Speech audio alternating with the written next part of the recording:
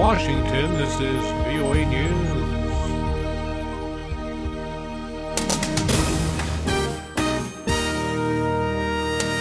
I'm Ray Kouguell reporting. Baghdad hit by a pair of deadly car bombings.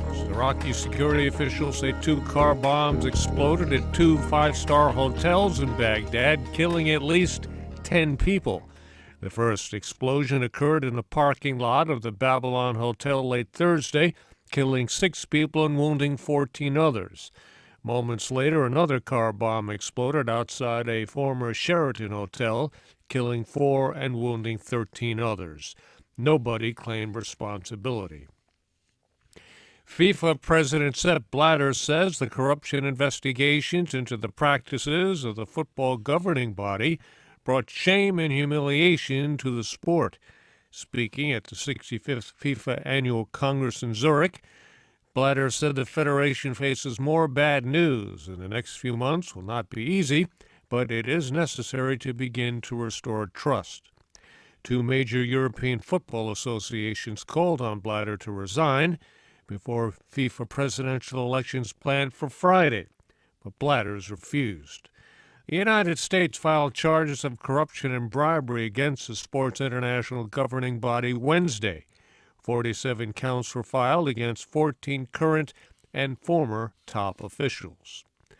Burundi's Catholic Church says it is withdrawing its support of the country's upcoming elections after weeks of political unrest.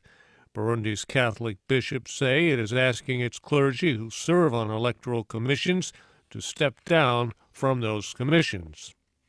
A coalition of Syrian rebel fighters led by an al-Qaeda branch took over the last government-held city in northwestern Idlib province, bordering Turkey. The British-based Syrian Observatory for Human Rights says Syrian forces pulled out of Ariha Thursday after bitter fighting with the al-Fatah army. The number of casualties is unclear. This is VOA News. U.S. Defense Secretary Ash Carter says that defense officials are looking at ways to enhance efforts to train and equip pro-government forces in Iraq as they battle Islamic State fighters. While on a trip to Asia, Secretary Carter said recent events in Iraq, where the militant seized the provincial capital of the sprawling Anbar province west of Baghdad, have shown the need for a capable ground partner. The U.S. has been conducting airstrikes in Iraq since August, but so far ruled out sending in any ground troops of its own.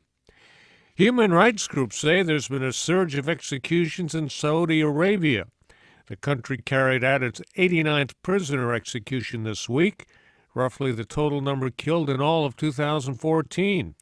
Human Rights Watch Middle East researcher Ray Kouguell says officials are giving no reason for the increase. Because the Saudi Arabian authorities do not comment publicly on this issue other than to say that under Islamic law it's their right to carry out executions, because they don't release information, we really don't know for sure why there's been such a rise in the number of those executions over the last, really, 8 to 9 months. The rise in executions began last August after Islamic State militants attacked cities and towns in Iraq and Syria. The United Nations says a dramatic escalation in the conflicts raging in Africa's Sahel region is causing increased suffering for millions of people. Lisa Schlein has details. The United Nations says providing emergency humanitarian aid to millions of people in the Sahel has become more complex and dangerous. It says problems of acute child malnutrition and food insecurity, of disease epidemics and natural disasters can no longer be tackled within a specific country alone. It says they have become regional problems and arise from the death, displacement, and destruction of property caused by conflict.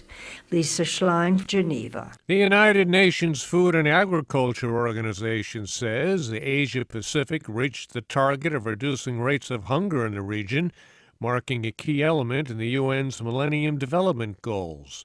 Ron Corbin has more. The Asia-Pacific, boosted by 2 decades of economic growth, has reduced chronic hunger and undernourishment among its populations, seen as key targets under the UN's Millennium Development Goal project to boost global development.